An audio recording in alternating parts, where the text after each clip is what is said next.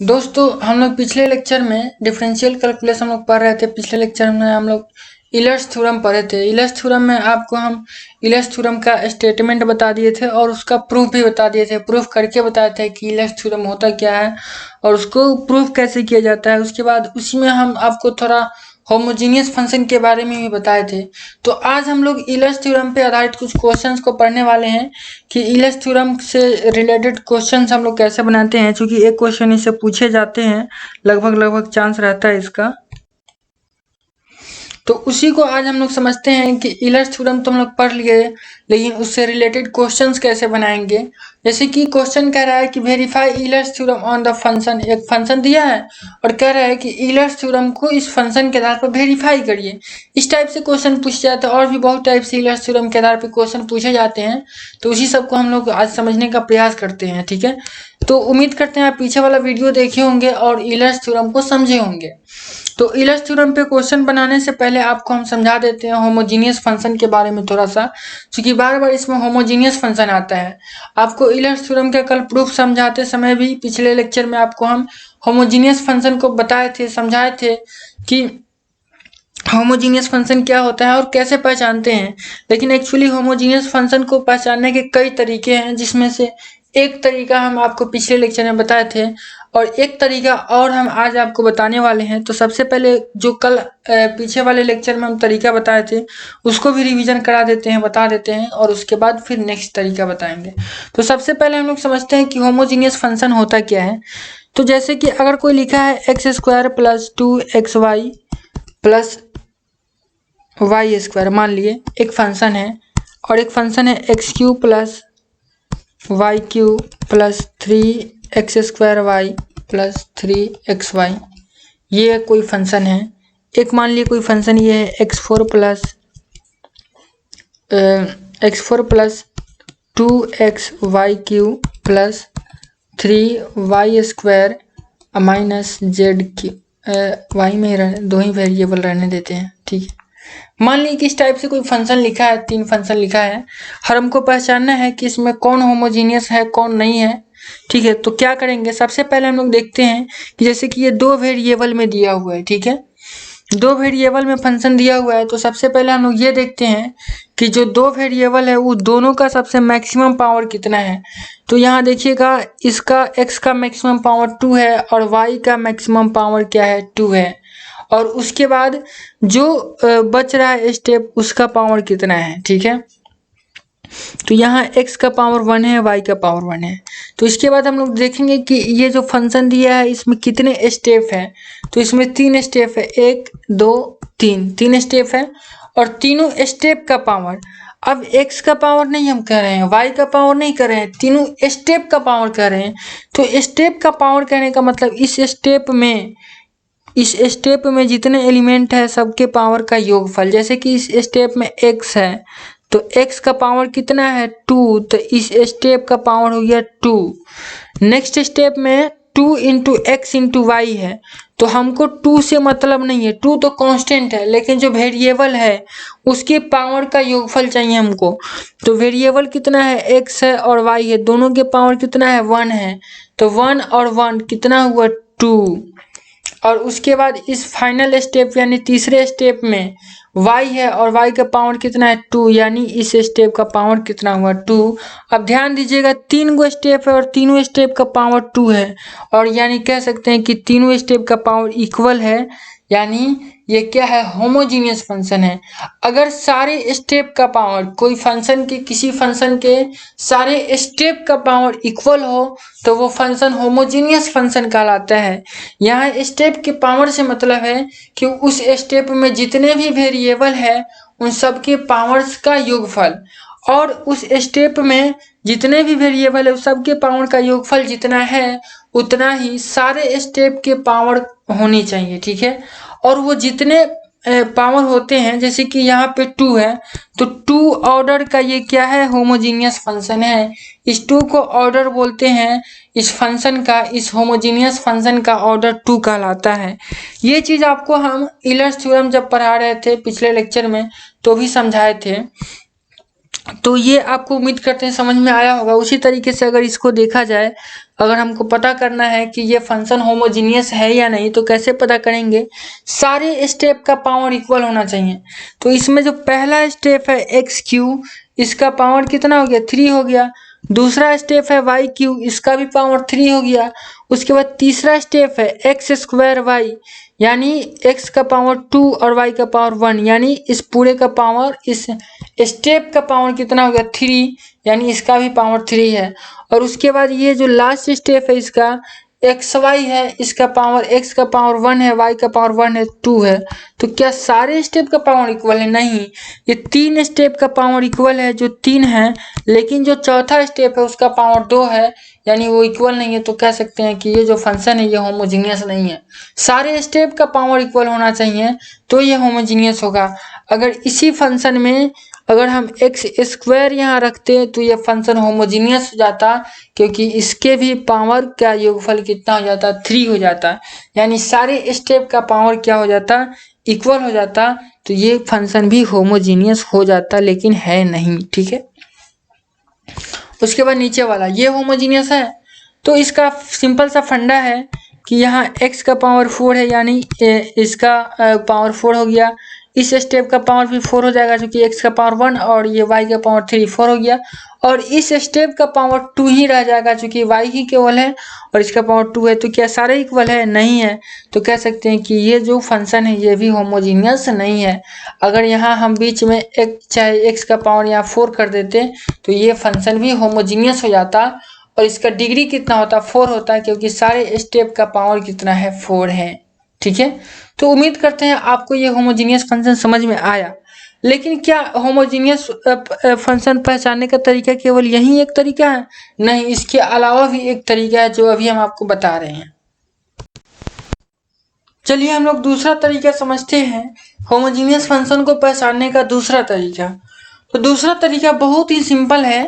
क्या करना होता है कि जो फंक्शन दिया है, जैसे कि ये फंक्शन है, अगर हमको इसको जानना है कि होमोजीनियस है कि नहीं तो कुछ नहीं करना है, आंख बंद करके जो दो वेरिएबल दिया है x और y दिया है तो इसमें से x वाले को सीधा कॉमन ले लेना है पावर के साथ। जैसे कि एक्स स्क्वायर है तो इस पूरे फंक्शन से हम लोग क्या करेंगे, एक्स स्क्वायर को कॉमन ले लेंगे। तो एक्स स्क्वायर को कॉमन ले लेंगे तो कितना बचेगा, एक्स स्क्वायर को कॉमन लेने के बाद इसमें क्या बचेगा 1 बचेगा और प्लस। अब इसमें से एक्स स्क्वायर कॉमन लेंगे तो इसमें तो एक्स ही है, एक्स स्क्वायर कॉमन ले लेंगे तो क्या हो जाएगा 2 और वाई बाई एक्स हो जाएगा। तब ना एक्स स्क्वायर से एक्स एगो कटेगा तो एगो एक्स ऊपर बचेगा। ठीक है, और प्लस इसमें तो एक्स स्क्वायर है ही नहीं और हम कॉमन निकाल लिए हैं तो इसको क्या लिख सकते हैं Y square by X square. इसको थोड़ा सा अगर आप सिंप्लीफाई करिएगा तो इसको लिख सकते हैं x square into 1 plus 2y by x और प्लस y बाई एक्स का होल स्क्वायर।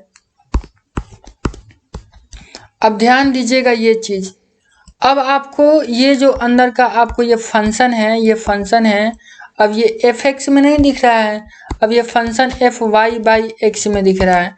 पहले ये जो फंक्शन है आपको एफ किस में था, ये जो फंक्शन है आपको एफ एक्स वाई में है, इसके अंदर एफ एक्स और वाई है। और ये जो अब ये फंक्शन हम लोग इसको चेंज कर दिए हैं एफ वाई बाई एक्स में, तो ये फंक्शन चूंकि एफ वाई बाई एक्स में चेंज हो गया है, एफ वाई बाई एक्स में चेंज हो गया है, इसलिए बोलेंगे कि ये जो फंक्शन है ना ये होमोजीनियस फंक्शन है। अगर हम इस फंक्शन को y बाई एक्स में चेंज नहीं कर पाते तो ये फंक्शन होमोजीनियस नहीं होता। ठीक है, जैसे कि यहाँ ये जो हम यहाँ से x का पावर 2 कॉमन ले लिए हैं तो इसके अंदर जो फंक्शन आ रहा है ये y बाई एक्स में कन्वर्ट हो गया, मतलब इसके अंदर जो है कांस्टेंट के अलावा y बाई एक्स के फॉर्म में आपको दिख रहा है, इसलिए कहेंगे कि ये फंक्शन होमोजीनियस है।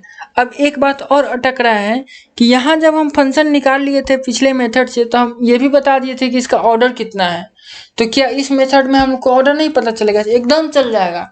है जो यहाँ एक्स स्क्वायर ही मुँह ताक रहा है तो ये जो एक्स का पावर 2 है ना यही ऑर्डर को बता रहा है। एक्स का पावर जितना रहेगा उतना ऑर्डर, तो यहाँ 2 है तो ऑर्डर 2 होगा। एक और फ्रेश एग्जाम्पल लेते हैं और आपको समझाने का प्रयास करते हैं। जैसे कि एक फंक्शन दिया है, मान लेते हैं कि दिया है एफ एक्स वाई बराबर ये एक फंक्शन दिया है x और y में, और हमको बोला है कि जांच करके बताइए कि जो फंक्शन है ये होमोजीनियस है कि नहीं। तो हम लोग कैसे जांच करेंगे, सबसे पहले समझते हैं। तो बस सिंपल सा फंडा है कि x का जो मैक्सिमम पावर वाला है उसको कॉमन ले लेते हैं, ठीक है। तो यहाँ इस फंक्शन में x का मैक्सिमम पावर कितना है, 4 है, तो x का पावर 4 कॉमन ले लेंगे। x का पावर 4 कॉमन ले लेंगे तो क्या बचेगा, तो ये बचेगा 1। इस स्टेप में क्या बचेगा, इस स्टेप में बचेगा 3y/x बचेगा, और प्लस इस स्टेप में बचेगा 3, और इसमें एगो x है और कॉमन ले रहे हैं x का पावर 4, तो ये बचेगा y³ बचेगा, ठीक है। और प्लस ये हो जाएगा y का पावर 4/x का पावर 4, तो यानी हो गया x का पावर 4 इंटू ये हो गया 1 प्लस 3y/x और ये प्लस 3y/x का होल क्यूब और प्लस हो जाएगा y/x का होल पावर 4। अब ध्यान दीजिएगा ये फंक्शन y/x में बदल गया है ना, इसके हर एक स्टेप में जो वेरिएबल हैं वो y/x के फॉर्म में आ गए हैं। पहले जो यहाँ वेरिएबल थे वो x और y के फॉर्म में थे, अब ये y/x के फॉर्म में आ गए हैं, और यहाँ जो साइड में x के पावर में खड़ा है उसका पावर कितना है, 4 है। तो हम लोग कह सकते हैं कि ये जो फंक्शन है ये होमोजीनियस फंक्शन है जिसका ऑर्डर कितना है, 4 है, ठीक है। उम्मीद करते हैं आपको समझ में आया होगा, कोई दिक्कत नहीं हुआ होगा।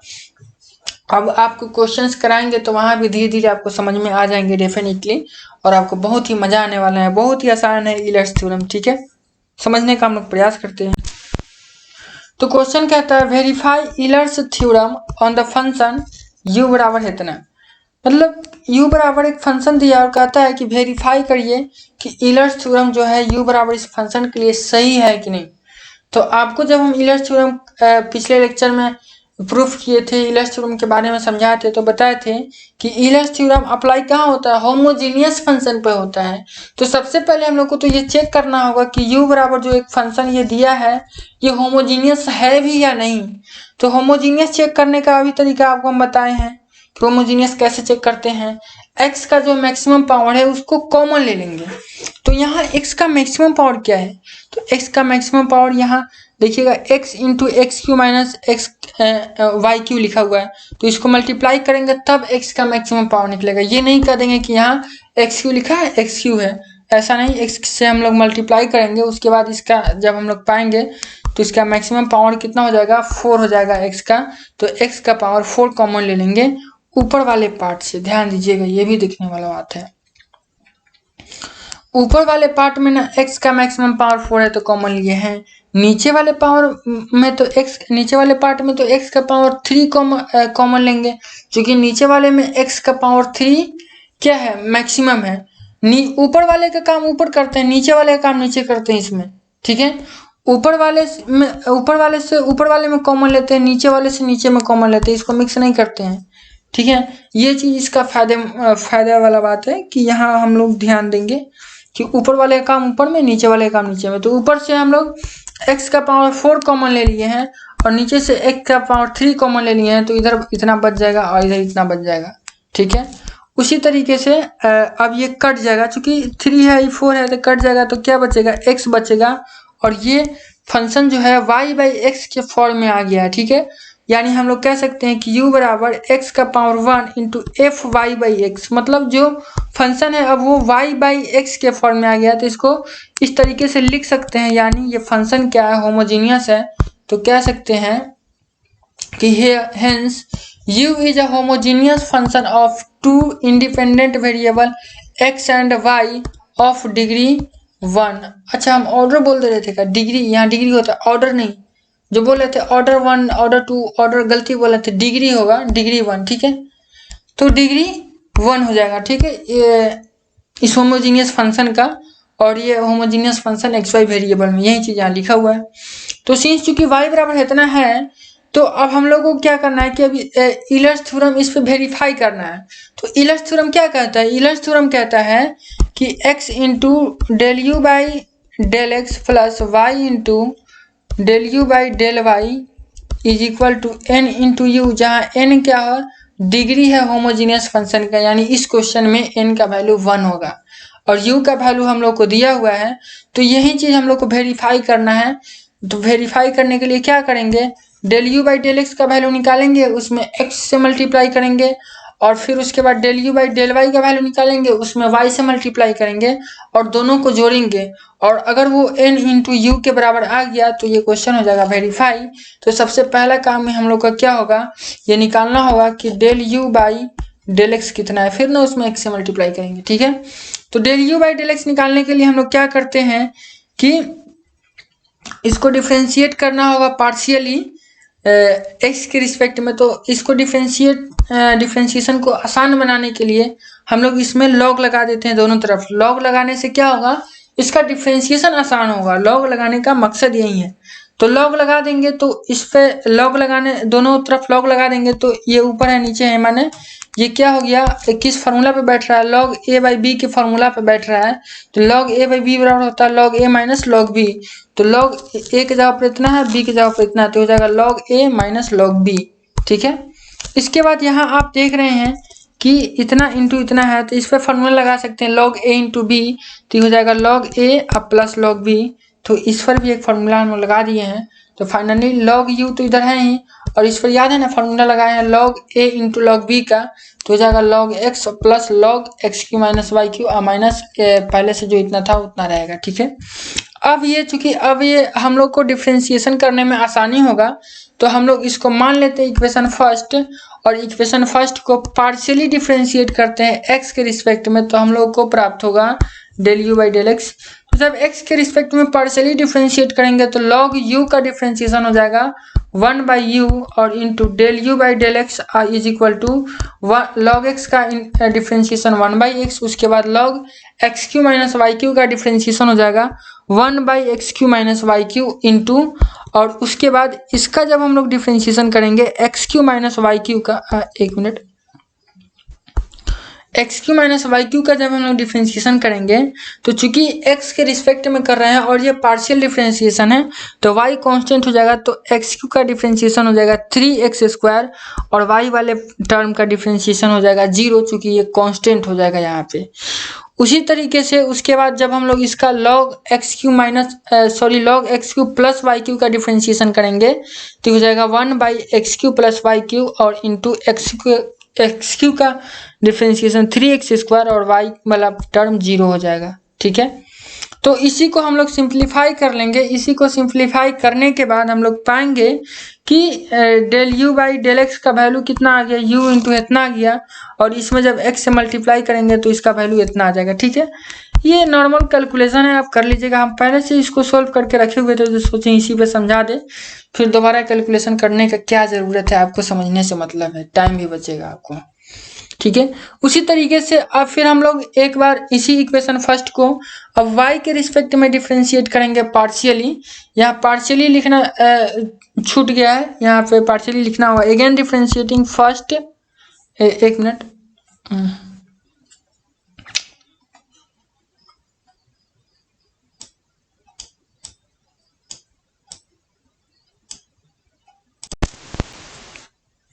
यहाँ पे इक्वेशन फर्स्ट होगा और उसके बाद पार्शियली होगा।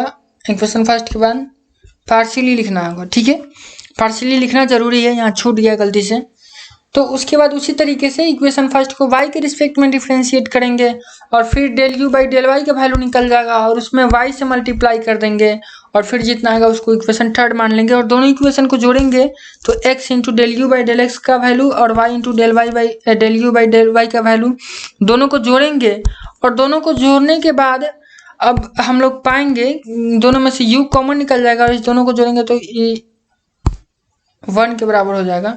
ठीक है, इसको जोड़ जाड़ के जब करिएगा ना तो ये कट कूट जाएगा और कट कूट के कितना के बराबर आ जाएगा, 1 के बराबर आ जाता है फाइनली, और ये 1 इंटू यू हो जाता है। और यही चीज़ हम लोग को प्रूफ करना था कि इसका जो वैल्यू है n इंटू यू के बराबर होता है। तो n का तो वैल्यू यहाँ पे 1 था, क्योंकि जो यू होमोजीनियस फंक्शन दिया हुआ है उसका डिग्री 1 है। तो हम लोग कह सकते हैं hence Euler's theorem has been proved या फिर वेरीफाइड। ठीक है, तो ये सारा चीज़, ये सब चीज़ जो कैलकुलेशन है ये आप खुद से देखिएगा, आपको समझ में आ जाएगा। ऑलरेडी कैलकुलेशन किया हुआ है। तो कैलकुलेशन को हम क्या समझाएं, हम कंसेप्ट को मेन फोकस करते हैं। कंसेप्ट आपको समझा दिए, हो गया। ठीक है, तो आप खुद से एक बार समझने की कोशिश करिएगा। अगर फिर भी आपको समझ में नहीं आता है तो कमेंट करके बताइएगा, इस पर हम फिर से वीडियो बना देंगे, आपको कोई दिक्कत नहीं है। एक बार और अच्छे से आपको समझा देंगे। ठीक है, तो इसी तरीके से फिर और भी क्वेश्चन अगर हम लोग चाहें तो बना सकते हैं। जैसे कि वेरीफाई, एक और क्वेश्चन है, verify Euler's theorem on the function u बराबर एक्स का power n into x y by x. U बराबर एक फंक्शन दिया हुआ है और कह रहा है कि वेरीफाई करिए कि ईलर्स थ्योरम को इस फंक्शन के लिए। तो ऑलरेडी ये u बराबर जो दिया हुआ है एक्स का power n into sine u y by n, इसमें ऑलरेडी हमको दिख रहा है कि ये होमोजीनियस फंक्शन है। क्या कि function already y by X में है और इंटू यहाँ x का पावर n है, तो इसका डिग्री कितना है, n है। तो हम लोग स्पष्ट पहले ही कह सकते हैं clearly u is a homogeneous function of two variable x and y of degree n। स्पष्ट हमको दिख रहा है। तो अब हमको पहले ही जब पता चल गया कि u जो है होमोजीनियस फंक्शन है और इसका डिग्री क्या है, n है, तो बस सीधा del u by del x निकाल लेंगे और इसमें x से मल्टीप्लाई कर देंगे। तो del u by del x कैसे निकलेगा, अब दिया है u का वैल्यू x का power n into sine y by x, तो इसका पार्शियली डिफ्रेंशिएट करेंगे x के रिस्पेक्ट में। तो u इंटू वी का फॉर्मूला लगाएंगे, x का पावर n बाहर निकला और साइन वाई बाई एक्स का differentiation cos y by x और वाई बाई एक्स का डिफ्रेंशिएशन करेंगे तो minus y by X square आ जाएगा। ध्यान दीजिएगा, वाई बाई एक्स का डिफ्रेंशिएशन कितना होगा x के रिस्पेक्ट में। तो y तो कांस्टेंट है, चूंकि पार्शियली डिफ्रेंशिएट कर रहे हैं बाहर आ जाएगा, लेकिन x का डिफ्रेंशिएशन करना होगा ना, तो -1 हो जाएगा, पावर में जाके x हो जाएगा y और इसका डिफ्रेंशिएशन होता है -1 बाई एक्स स्क्वायर, यानी फाइनली इसका डिफ्रेंशिएशन कितना आ जाएगा -y बाई एक्स स्क्वायर। और यही चीज़ को यहाँ हम डायरेक्ट पुट किए हैं, डायरेक्ट लिखे हुए हैं। ठीक है, उसके बाद साइन y बाई एक्स बाहर निकला और x के पावर n का डिफ्रेंशिएशन n इंटू एक्स का पावर n-1 हो गया बस। और इसी को हम लोग क्या कर दिए हैं, सिंप्लीफाई कर दिए हैं और x से मल्टीप्लाई कर दिए तो इतना आ जाएगा। इसको इक्वेशन सेकेंड मान लेंगे। अब उसके बाद इसी इक्वेशन फर्स्ट को y के रिस्पेक्ट में एक बार पार्शियली डिफ्रेंशिएट करेंगे और उसको सोल्व करेंगे और फिर उसमें y से मल्टीप्लाई करेंगे। ठीक है, तो y के रिस्पेक्ट में पार्शियली डिफ्रेंशिएट करेंगे तो इतना आ जाएगा। क्योंकि y के रिस्पेक्ट में जब हम लोग पार्शियली डिफ्रेंशिएट करेंगे तो x का पावर n कांस्टेंट हो जाएगा, बाहर निकल जाएगा और साइन y बाई एक्स का differentiation cos y by x और y बाई एक्स जो था इसका डिफ्रेंशिएशन y के रिस्पेक्ट में करेंगे तो 1 बाई एक्स बाहर निकल जाएगा, कांस्टेंट है y का डिफ्रेंशिएशन 1, तो ये 1 बाई एक्स हो जाएगा। ठीक है, बहुत आसान बात है। अब y से मल्टीप्लाई कर देंगे तो इतना हो जाएगा और उसके बाद इस दोनों इक्वेशंस को जोड़ देंगे तो इतना बराबर इतना कट कुट के यह इतना आ जाएगा, n इंटू इतना आ जाएगा और यही चीज़ u के बराबर था तो हम लोग कह देंगे कि इतना बराबर n इंटू यू आ गया और हेंस ईलर्स थ्योरम क्या हो गया, वेरीफाइड हो गया। बहुत सिंपल है, कुछ है ही नहीं, थोड़ा सा आप कैलकुलेशन करिए बस हो गया। कंसेप्ट एक बार आप समझ लीजिएगा तो आपसे एक्सरसाइज का हर एक क्वेश्चन बनेगा, कुछ है ही नहीं क्वेश्चन पे, सब दिया जाएगा। देखिए एक और क्वेश्चन आपको दिखाते हैं, verify Euler's theorem on the function है इतना। अब यह ऑलरेडी होमोजीनियस दिख ही रहा है, इसका मुँह देख के पता चल रहा है कि फंक्शन y बाई एक्स में है, यानी क्या होगा, होमोजीनियस होगा। और यहाँ डिग्री इसका कितना हो जाएगा, हाँ डिग्री इसका कितना हो जाएगा, 3 हो जाएगा। x का पावर 3 है तो डिग्री 3 हो गया। तो हम लोग वही चीज लिख देंगे, क्लियरली जो homogeneous function independent variable x and y, degree 3 हो गया। अब इक्वेशन फर्स्ट को एक बार x के रिस्पेक्ट में पार्शियली डिफरेंशिएट कर दिए इसको। अब इसका डिफरेंशिएशन अगर आपको पता नहीं है, डिफरेंशिएशन करने नहीं आ रहा है, तो हम क्या करें बताइए। डिफरेंशिएशन को तो आपको हम एक बार हमेशा उसको खोद के नहीं ना बताएंगे, डिफरेंशिएशन आप समझिए। ठीक है, तो बस इसको एक बार डिफरेंशिएट किए हैं और फिर इसमें x से मल्टीप्लाई किए, इतना आ गया। फिर उसके बाद एक बार इसको y के रिस्पेक्ट में पार्शियली डिफरेंशिएट करेंगे, इसको इक्वेशन 2 मान लेंगे और y के रिस्पेक्ट में पार्शियली डिफरेंशिएट करेंगे, फिर y से मल्टीप्लाई करेंगे, इतना गया, फिर दोनों इक्वेशन को जोड़ देंगे और जोड़ने के बाद एकदम निश्चित है कि n इंटू यू आना है और यहाँ n के जगह पर 3 है तो 3 इंटू यू आ गया। तो कह सकते हैं कि hence Euler's theorem has been verified. Euler's theorem क्या हो गया, वेरीफाइड हो गया। तो उम्मीद करते हैं आपको ये सब कंसेप्ट आपको बहुत अच्छे से समझ में आ रहा होगा। आपको ईलर्स थ्योरम का क्वेश्चन बहुत अच्छे से समझ में आ रहा होगा और आपसे अब ईलर्स थ्योरम का मतलब क्वेश्चन बनेगा, एक्सरसाइज का लगभग मैक्सिमम क्वेश्चन आपसे बनेगा। तो उम्मीद करते हैं आपको बहुत अच्छा लगा होगा ये वीडियो और अब मिलेंगे हम लोग नेक्स्ट वीडियो में नए टॉपिक के साथ। इस वीडियो को करते हैं यहीं पे समाप्त।